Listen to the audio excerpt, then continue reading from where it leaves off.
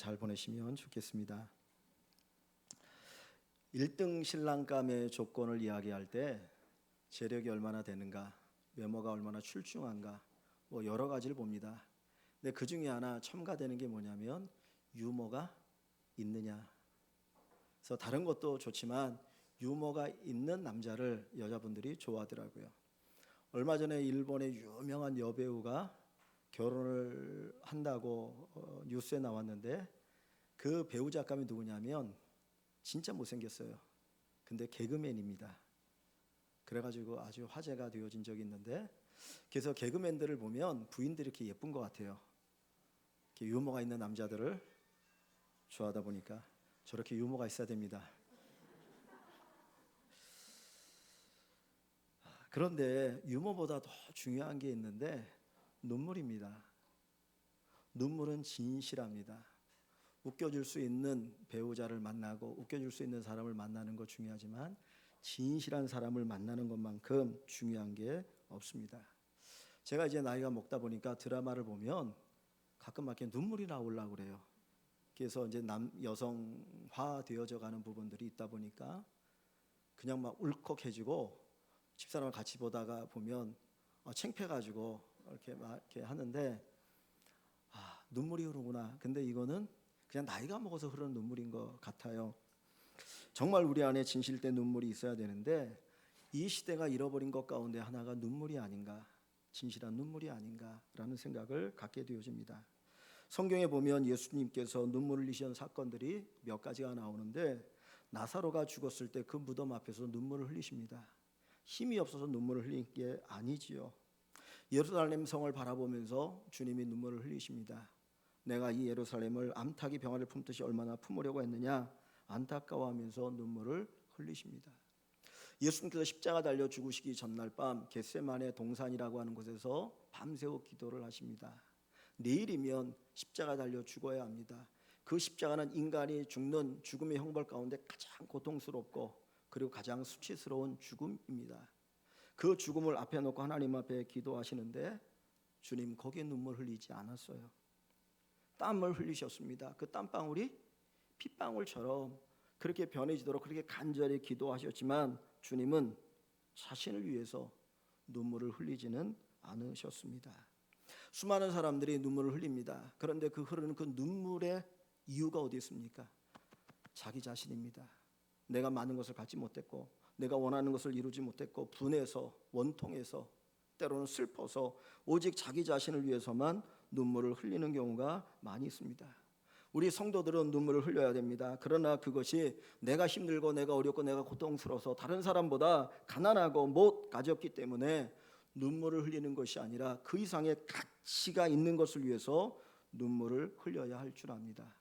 우리 성도들이 흘려야 될 눈물이 무엇입니까? 세 가지 생각하기를 원합니다. 첫째는 성도가 흘려야 될 눈물은 회개의 눈물입니다. 오늘 교회 안에서 잃어버린 눈물이 있는데 회개의 눈물입니다. 회개의 눈물입니다. 여러분은 언제 회개의 눈물을 흘려보셨습니까? 어떤 분은 예수 믿을 때 내가 죄인이라는 것을 알고 회개의 눈물을 흘렸어요. 그리고 나서 회개의 눈물을 잃어버린 사람이 있고 어떤 분은 예수를 믿기 시작하면서도 회개의 눈물을 한 번도 흘려본 적이 없는 사람이 있습니다. 내가 죄인이라고 하는 것을 깨닫고 내 안에 죄가 있다는 것을 알고 나서 내가 얼마나 그것 때문에 하나님 앞에 나는 죄인입니까? 라고 눈물을 흘려보셨습니까? 세례는 죄인입니다. 그 하나님 앞에 기도하는데 이 앞에 나올 수가 없어서 저 맨 뒤에 서서 가슴을 치면서 하나님 앞에 나는 죄인입니다. 나는 죄인입니다. 눈물을 흘려 기도합니다. 하나님은 그 눈물을 보셨고 그를 의인이라고 말씀하셨습니다. 다윗은 그가 밧세바를 범했죠. 그리고 그 남편 우리아를 전쟁터에 내보내 죽이고 그 여인을 자기 아내로 삼았습니다. 그 임신시킨 그 사실을 감추기 위해서 결국은 그런 죄를 범합니다. 그는 죄라고 생각하지 않았습니다. 그리고 아무런 일이 없는 것처럼 그렇게 살았습니다. 그런데 하나님께서 나단이라고 하는 선지자를 통해서 그 다윗의 죄를 지적하십니다. 그때 그는 침상이 젖도록 눈물을 흘려 기도합니다. 시편 51편은 그 다윗의 회개의 기도인데 거기에 보면 이렇게 이야기합니다. 하나님께만 내가 죄를 범하였습니다. 하나님께만 내가 죄를 범하였습니다. 사람의 눈으로 보면 죄가 아니에요. 왜냐하면 왕이 나라의 주인이기 때문에 그 여인도 그 신하도 다 내 거거든요. 사람의 눈으로 보면 죄가 아닌 거예요. 그런데 하나님이 나단 선지자를 통해서 네가 그거 죄 지은 거다라고 말씀하니까 그때 침상이 썩어지도록 하나님 앞에 눈물을 흘려 기도합니다. 다윗이 위대한 이유는 그의 믿음 때문이 아니고, 그것도 귀하죠. 그러나 그가 죄를 깨달아 알 때에 눈물을 흘려 회개했기 때문입니다. 하나님이 오늘 우리에게 찾으시는 것이 무엇입니까? 회개의 눈물입니다. 하나님의 눈으로 우리를 바라보면 우리는 죄인이라고 하는 것을 고백할 수밖에 없습니다. 회개의 눈물을 흘릴 수밖에 없습니다. 하나님의 눈으로 바라보면 내 안에 얼마나 많은 죄가 있는지 그거 깨닫고 그거 고백하고 가슴을 치고 통곡할 수밖에 없다라는 거예요. 바리새인들이 왜 회개가 없습니까? 그들은 겉은 깨끗하겠지만 그 속을 보지 못했어요. 속이 얼마나 더러운지 얼마나 취한지 그걸 보지 않으니까, 하나님의 눈으로 보지 않고 자기의 눈으로 보니까 나는 거룩하고 의로운 존재인데 내가 뭘 회개하겠느냐. 그러니까 더 악한 짓을 하게 되어지는 겁니다. 하나님의 눈으로 나를 바라볼 수 있는 회개의 눈물이 우리에게 필요합니다.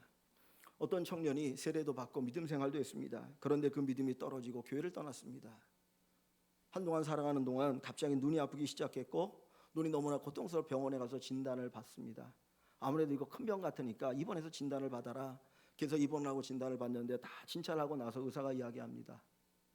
당신 눈 안에 독균이 들었는데 이거 가만히 내버려두면 치명적으로 당신 죽을 수 있습니다.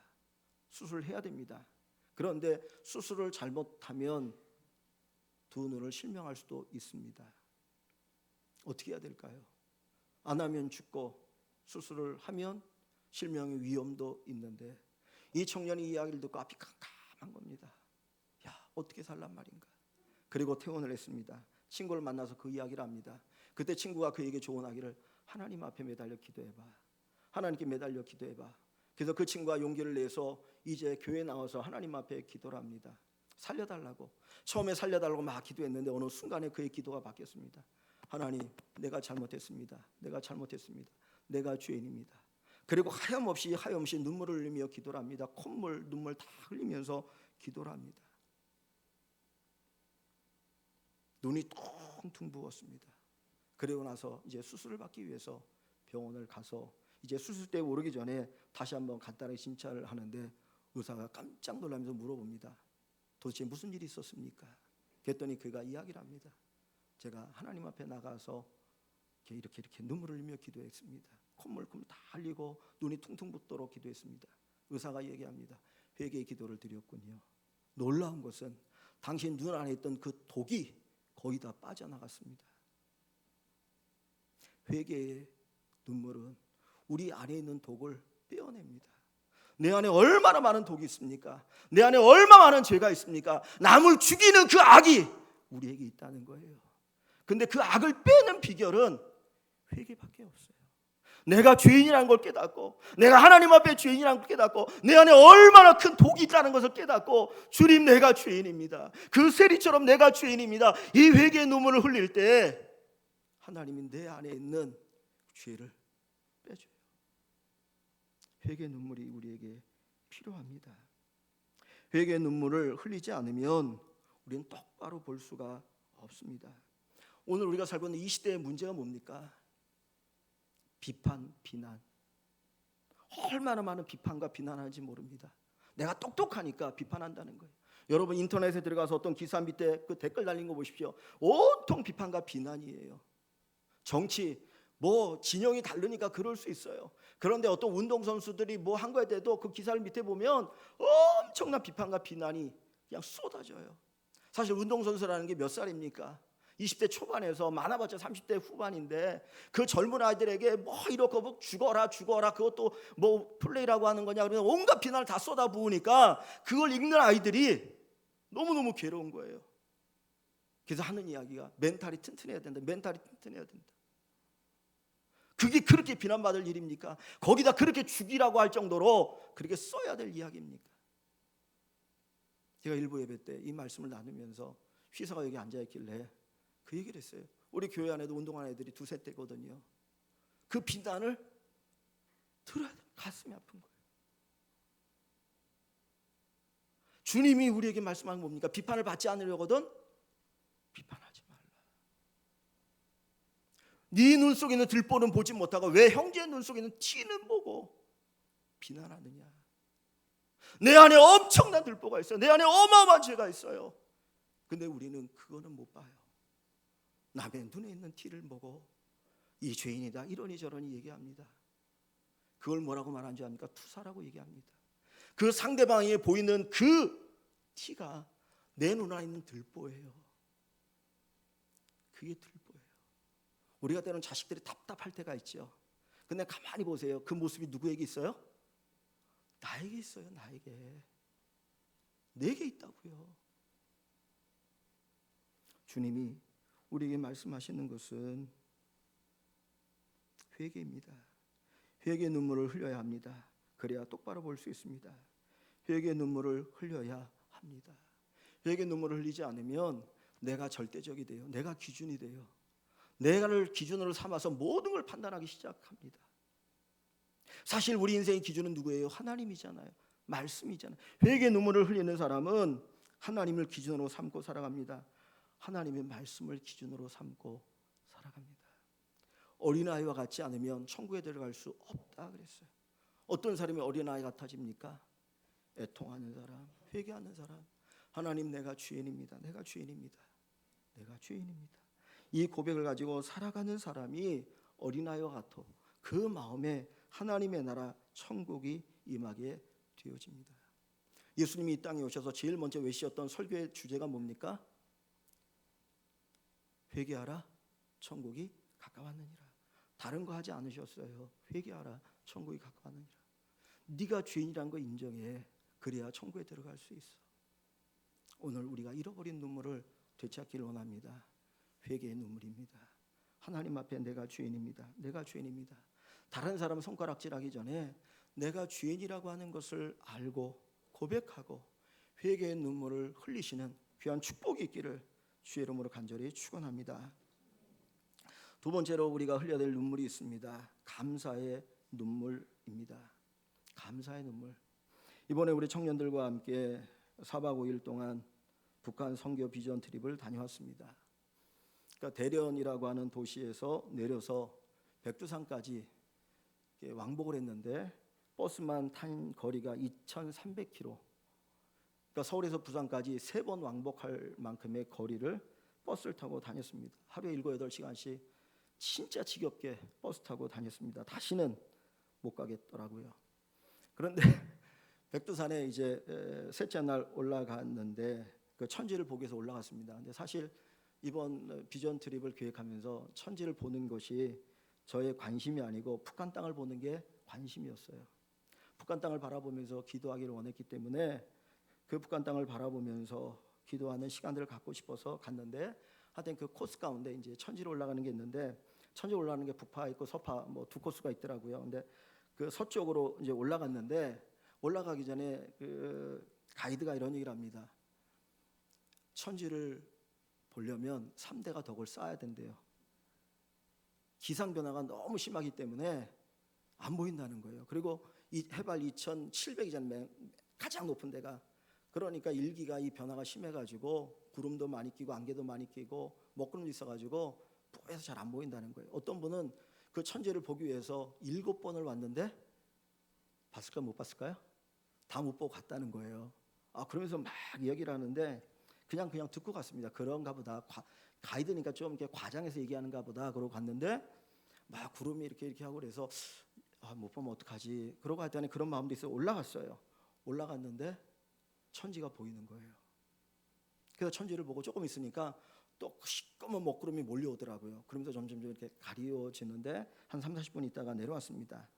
저희가 패키지로 갔는데 어떤 집사님 부부가 같이 오셨는데 이제 저희가 교회에서 왔고 청년들이고 제가 이제 목사인가 하니까 그분은 천지를 본 기쁨이 있어가지고 목사님이 같이 와서 천지를 보고 간다고 그래서 소고를 했습니다. 저는 천지 보는 것에 대해서 조금도 기도 안 했는데 그냥 그러고 그냥 이제 듣고 이제 왔습니다. 내려왔는데 그 다음 날 이제 숙소에서 이제 하룻밤을 자고 아침에 식사를 하는데 어떤 부부가 거기에 같이 이제 제 앞에서 밥을 먹었어요.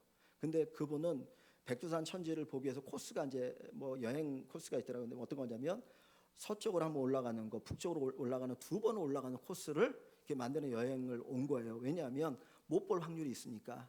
그래서 그 전날에 북쪽으로 올라가는 코스로 갔는데 캄캄해갖고 못 봤다는 거예요. 그리고 나서 이제 저희하고 같이 서쪽으로 올라간 그날에 그걸 본 거예요. 그러면서 막 천지를 막 얘기를 하더라고요. 근데 저는 감이 안 오는 거예요. 왜냐하면 한 번 올라갔는데 봤기 때문에. 그분은 첫날은 실패하고 두 번째 날 봤기 때문에 막 감격이 있어요. 제가 그 이야기를 듣고 무슨 생각을 들었냐면 사람이 때로는 좀 실패를 해봐야 되겠구나. 실패를 해봐야 나의 성공이 얼마나 귀한 건지, 정말 실패를 해봐야 하나님께서 우리에게 이 주시는 이 복이 얼마나 큰지를 아는데, 우리는 그냥 하나님의 복을 그냥 받아가지고 감사가 없어요. 당연하게 생각하는 거예요. 만약에 제가 이 백두산 천지에 올라갔는데 못 봤다면, 우리 청년들이 못 봤다면 이게 보는 게 쉬운 일이 아니구나, 그리고 뭔가 다시 한번 언젠가는 보고자 하는 그 마음이 있었을지 몰라요. 우리는 하나님께서 어마어마한 복을 우리에게 주셨어요. 우리가 복을 누리고 살아갑니다. 그런데 우리의 삶 속에 그것을 당연하게 생각하니까 감사의 눈물을 잃어버리고 살아갑니다. 내가 이 자리에 앉아서 예배드리는 것, 내가 여기서 행하는 모든 것들이 하나님의 은혜임을 고백하시고 감사할 수 있기를 원합니다. 지난 7월 첫째 주에 맥주감사 주일을 보낼 때 제가 온도우도 선교사에 기도문을 말씀드렸습니다. 어떤 사람은 걷는 것을 위해서 그렇게 간절히 기도하는데 우리는 당연하게 걸어요. 어떤 사람은 한번 보는 거 그렇게 간절히 기도하는데 우리는 당연하게 보고 살아가요. 어떤 사람에게는 그렇게 간절한 것들이 우리는 당연하게 이루어지는 것입니다. 하나님께서 우리에게 이 놀라운 복을 주셨는데 당연하게 생각하고 살지 않았으면 좋겠습니다. 좀 전에 제가 예배 들어오기 전에 그 식당에서 차 한잔 마시면서 우리 김진곤 원사님 그런 얘기 하셔요. 이제는 연세가 있으셔가지고 무릎도 안 좋고 허리도 안 좋으셔서 어디 간다는 거 상상도 못 하겠어요. 상상도 못 하겠어요. 우리가 어딜 갈 수 있다는 거, 올라갈 수 있다는 거 얼마나 큰 복입니까? 제가 김규영 원사님하고 같이 다닐 때마다 좀 마음이 아픈 게 있어요. 우리 어른들이 가끔 수요일 날 어디 나가는데 걷는 게 너무 불편하니까 못 가시는 거예요. 너무 죄송해요. 나는 당당히 걸어갈 수 있어요. 어디든지 갈 수 있어요. 근데 어떤 사람은, 어떤 분은 그게 안 되는 거예요. 내가 걸을 수 있다는 것이, 내가 지금 이 자리에 예배할 수 있다고 하는 것이 얼마나 큰 복이고 얼마나 큰 축복입니까? 저희 교회가 교회를 건축한 지가 5년이 되었습니다. 7월 첫째 주에 입당을 하고 이제 5년이 되었는데 건축하는 기간 정말 쉽지 않았습니다. 조합과 뭐 이런 이 협상을 하고 할 때 몇 년 동안 했는데 때로는 제가 얘기하지도 않은 이야기들을 뭐 교회가 이러니 저러니 하면서 헛소문을 퍼뜨리기도 하고 말도 않은 이야기를 하기도 하고 그래가지고 어려움을 겪기도 하고 정말 다 얘기하고 서로 합의해서 이제 이렇게 합시다 그랬는데 갑자기 또 다른 이야기를 하고 그러면서 5년이 그 몇 년 동안 고생을 했습니다. 그 위에 이제 다 끝나고 교회를 건축하는 2년 동안 한 6, 7개월이면 건축할 수 있는데 건설회사가 갑자기 이상하게 되어지면서 이게 뭐 어려움이 오니까 우리가 지불하는 돈이 다른 데로 가고 그러면서 안 되고 하청업체가 띵깡을 놓기도 하고 이 사장도 힘들고 어렵고 자기도 안 되니까 막 회사를 팔아버리고 뭐 별의별 일들이 수없이 있었어요. 너무 괴로우니까 매일같이 술 먹고 와서 교회 짓는 이곳에 와가지고 막 땡깡 부리고 그러면서 2년의 시간이 흘러서 교회가 건축되었습니다. 그런데 이 지역에 재개발하면서 저희 교회만한 이 규모의 교회들이 재개발해서 교회를 건축했는데 한 서너 교회가 있습니다. 근데 그 교회들이 다 부도가 나서 다 없어졌어요. 기름 뉴타운에 있는 교회도 결국 팔고 없어져 버렸고 그래서 다른 교회가 들어와 있고 저 미아 뉴타운에도 마찬가지고 어떤 교회는 이단으로 넘어갔고 하나님의 은혜 아닙니까? 우리가 주 앞에 드린 게 뭐 있습니까? 우리가 주님 앞에서 뭐가 그런 게 있습니까? 어떤 교회는 건축한다고 매일같이 모여가지고 작정 기도를 하는데 그런 것도 없지 않았습니까? 우리가 작정검했습니까? 아무것도 없어요. 그런데 하나님 우리에게 말할 수 없는 복을 주셔서 빚 없이 교회를 건축했습니다. 친구 목사님들 얘기하면 야 진짜 기적이다. 어떻게 그런 일이 있냐. 감탄하고 놀랍니다. 그런데 누구만 몰라요? 우리만 몰라요. 왜? 당연하게 생각하니까. 오늘 우리가 잃어버린 게 뭐냐면 감사의 눈물이에요. 감사의 눈물입니다. 운으로 사는 게 아닙니다. 세상 사람도 운이라고 이야기하지만 운으로 사는 게 아니고 하나님의 섭리, 하나님의 인도하신 가운데 살아가는 거죠. 하나님이 온 세상의 주인 아니십니까? 여러분 그거 믿으세요? 하나님이 주인인 걸 믿으십니까? 하나님이 주인인 걸 믿으시면 감사해야죠. 하나님이 주인인 것을 믿으면 당연하게 생각하는 것이 아니고 나의 모든 것이 주의 은혜임을 고백하고 감사의 눈물을 흘려야 합니다. 참새 한 마리도 하나님이 허락지 않으면 땅에 떨어지지 않는다 그랬습니다. 우리가 기적을 경험하지 않아도 오늘 이 순간 이 자리에 있는 것만으로 우리는 하나님 앞에 감사해야 됩니다. 주님, 내가 뭔데요? 내가 뭔데요? 내가 여기 예배의 자리에 있습니까? 북한 땅을 바라보면서 가슴 아픈 게 뭡니까? 하나님께서 내가 뭔데 나를 이곳에 태어나게 하셨는가? 하나님을 알 수 있고 복음을 들을 수 있는 이 대한민국에 태어나게 하신 게 얼마나 감사한지요. 내가 그 중국 땅에 태어났다면, 내가 북한 땅에 태어났다면 복음을 들었을까? 구원을 받았을까? 여러분, 아내가 불만족스럽습니까? 남편이 불만족스럽습니까? 자녀가 불만족스럽습니까? 부모님이 불만족스럽습니까? 내게 가장 어울리는 사람 붙여주신 거예요. 내게 가장 어울리는 사람 붙여주신 거예요. 감사하십시오. 감사하세요. 내 아내로 인해서 하나님 앞에 감사하고, 내 남편으로 인해서 하나님 앞에 감사하고, 내 자식으로 인해서 하나님 앞에 감사할 수 있기를 원합니다. 저는 가끔 그런 생각을 하죠. 야, 내가 어떻게 결혼했지? 내가 어떻게 결혼했지? 만약에 어떤 전사가 저희 딸에게 딸을 달라고 하면 내가 줄 수 있을까? 전 못 줄 것 같아요. 뭘 보고? 미래가 뭐가 있다고? 그런 생각이 그러면서 야, 우리 장모님이 대단하시다. 우리 사람이 대단하다는 생각을 저는 갈수록 합니다. 그래서 너무너무 감사해요. 고마워요. 여러분, 하나님은 우리의 모든 것을 아시기 때문에 가장 우리에게 좋은 것을 주셨어요. 그래서 우리는 감사의 눈물을 흘려야 합니다. 아니, 그 어떤 것보다도 내가 구원받은 것 때문에 하나님이 창세전에 나를 택하시고 예수 그리스도를 이 땅에 보내셔서 십자가에 달려 죽게 하시고 우리의 죄를 사하시고 우리에게 믿음을 주셔서 구원받아 영원한 천국에 갈 수 있게 하신 이 사실 하나만으로 우리는 감사의 눈물을 흘려야 합니다. 사랑하는 성도 여러분, 감사의 눈물을 흘리십시오. 여러분 안에 감사의 눈물이 충만하기를 주의 이름으로 간절히 축원합니다. 세 번째 우리가 흘려야 될 눈물이 있습니다. 사랑의 눈물입니다. 사랑하기 때문에 흘리는 눈물입니다. 예수님이 나사렛 무덤 앞에서 울었습니다. 왜 울었습니까? 그를 사랑하기 때문입니다.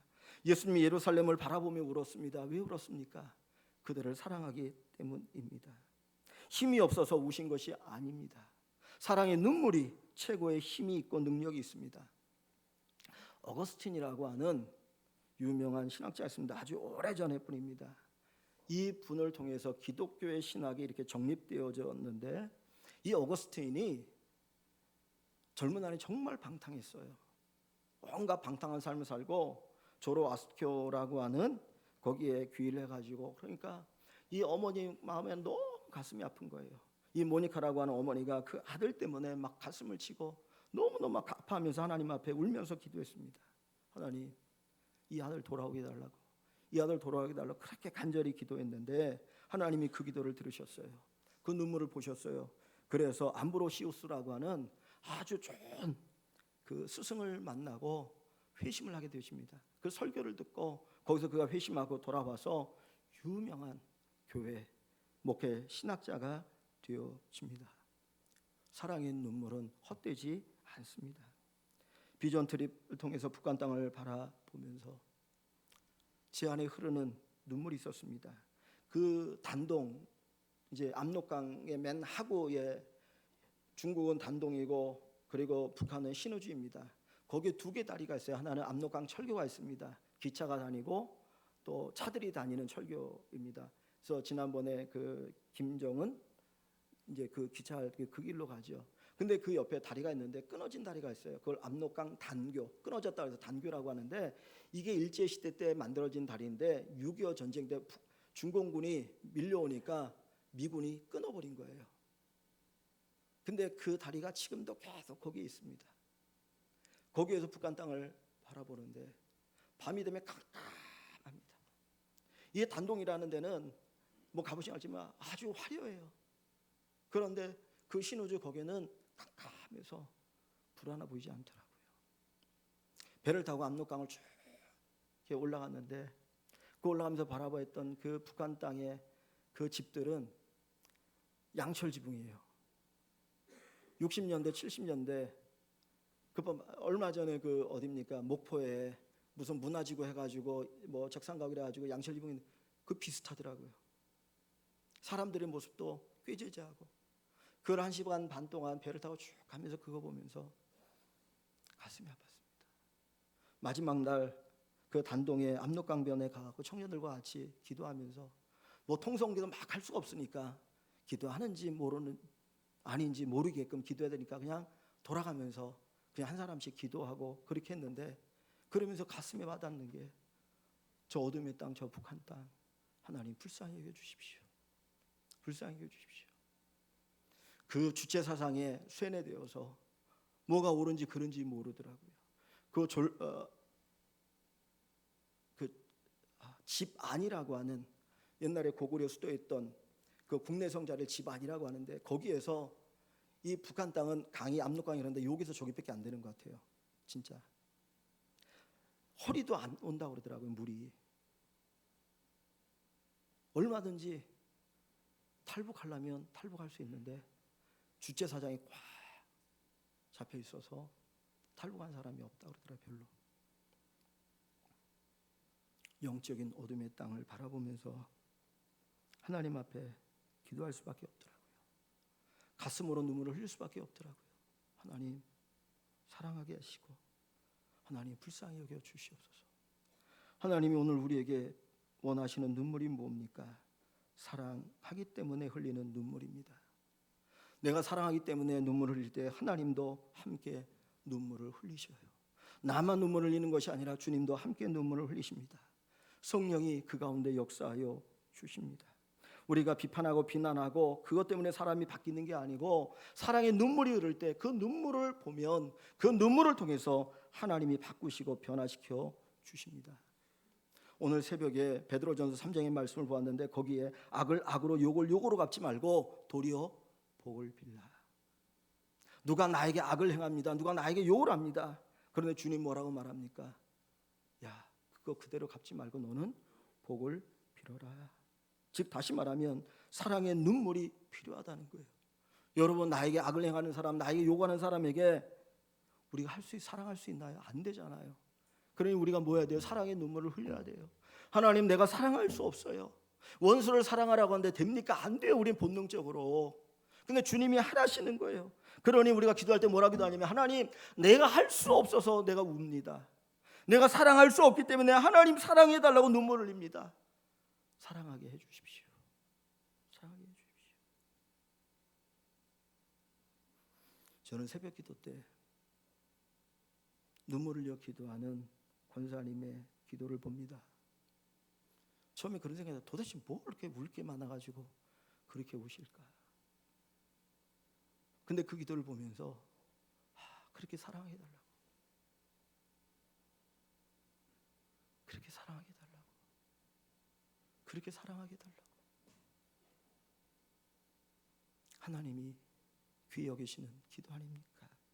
눈물 아닙니까?